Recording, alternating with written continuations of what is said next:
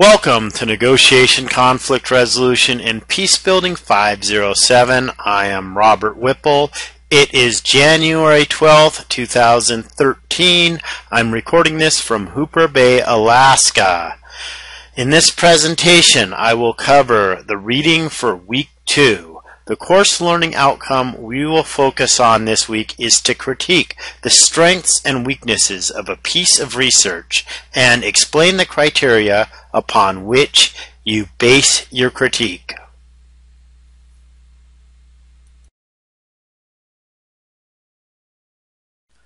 I will describe this second week's reading in alphabetical order. As always, the information on the slide and my narration are likely to resurface on the final exam.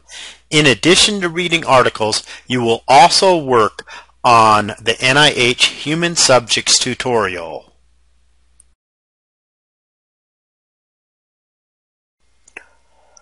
This week's selection from the APA Publication Manual focuses on the presentation of articles, the manuscript elements, accuracy, the impact on human subjects of the research, as well as grammar, usage, and mechanics. These are all important criteria when you are evaluating the strengths and weaknesses of a piece of research. You would use different criteria or rubric to evaluate the merits of an empirical study from a literature review or theoretical article.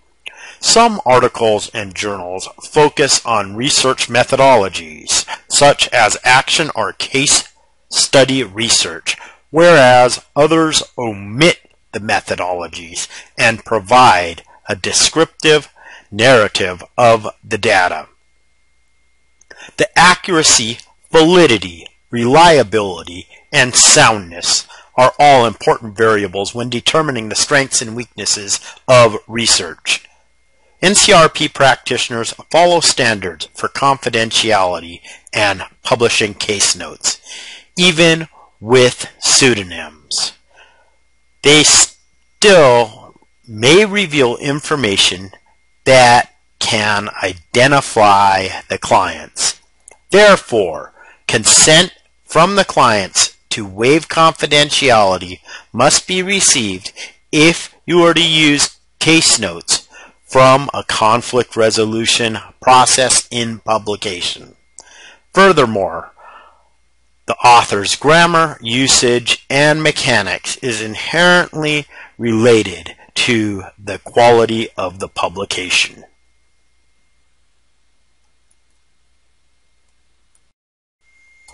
The first chapter of Evyard provides a definition of the importance of literature reviews. The author describes a connection between a research question and the literature review. She provides many examples of bogus literature reviews, such as the inferred connections between the measles, mumps, and rubella vaccinations with autism and bowel disorders. The applicable concepts in this chapter to critique the strengths and weaknesses of a piece of research is determining whether the author uses a narrative or systematic approach to reviewing the literature. According to Evyard, narrative review is defined as a method of searching, critiquing, and synthesizing the literature. In contrast, a systematic review uses explicit, rigorous methods of searching, critiquing, and synthesizing the literature. The quality of systematic reviews falls on a continuum from the strict protocols of the Cochrane collaboration, which includes strict guidelines for developing predefined questions, search strategies which find the best evidence available, inclusion and exclusion criteria, and statistical methods. The other end of the continuum involves a less detailed systematic review approach, often used by graduate researchers. As NCRP practitioners, a systematic approach is more likely to reveal multiple perspectives, reveal biases, and provide data that may be used in conflict resolution processes as neutral data.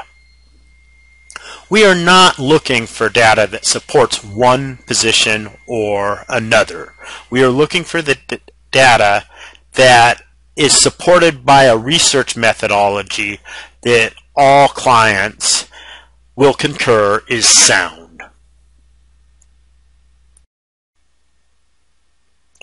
According to Avyard, quote, "It is important to remember that a literature review is carried out systematically is a research methodology," unquote. The important components of a literature review include a clearly defined research question, a documented method section, a clear presentation and analysis of the results of the literature search, and a final analysis.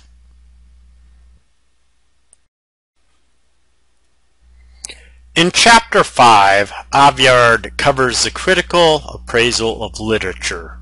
According to Avyard, quote, "Critical appraisal is the structured process for examining a piece of research in order to determine its strengths and limitations," unquote. She describes a study by Cataract et al. From 2004, which identified 121 published critical appraisal tools on the internet and found that few of them have been evaluated for their effectiveness. Avyard then goes on and describes how to critically appraise theory, research, reviews, quantitative studies, qualitative studies, best practices literature, and a critical appraisal of an article. I have found most literature dealing with negotiation, mediation, and other conflict resolution processes usually fall into the best practices category rather than based on empirical research. The most relevant concept in this chapter is a critical reader may use either general tools that are applicable to appraise all types of literature, or they can move to more specific tools to appraise particular research methods.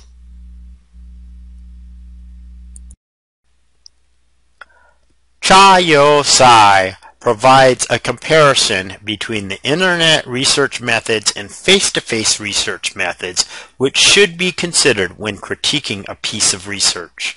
The author analyzes the strengths and consequences of internet research on the methodological choices of the researcher, the perspective of the participants, and the perceptions of the readers who see the research was conducted online. Within Tsai's article, he analyzes internet research that focuses on negotiations.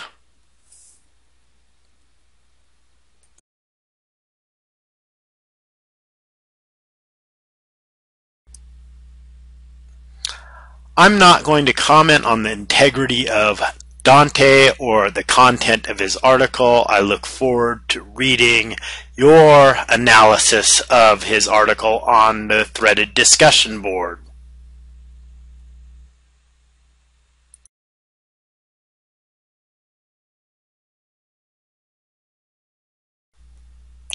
Gillum looks at the connection between assessing documents and their relevancy to answering a research question. He advocates finding a balance between familiarizing yourself with the research topic before going into the observational setting without forming an opinion jaded by inappropriate theories or paradigms. When reviewing material for case study research, the literature should be used for the data, whereas the analysis or conclusion may not be relevant to answer the current research question. As a researcher, sometimes you must pull data out of a published or unpublished report that was generated for a completely different purpose than what your research question is. Smith cites Harkim for a secondary source definition of secondary analysis. Quote, secondary data analysis is any further analysis of an existing data set which presents interpretation, conclusions, or knowledge additional to or different from those produced in the first report on the inquiry as a whole and its main results. Unquote. On page 14 of Smith, the table ranks the different sources of secondary analysis common in educational and social science research. I included Chapter 4 because Smith goes over many practical considerations in selecting and analyzing data sets and for their applicability to answer research questions.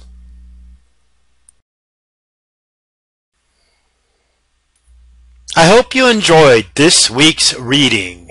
In addition to the chapters, you will also have the reading on the NIH tutorial. I look forward to your comments on the discussion board.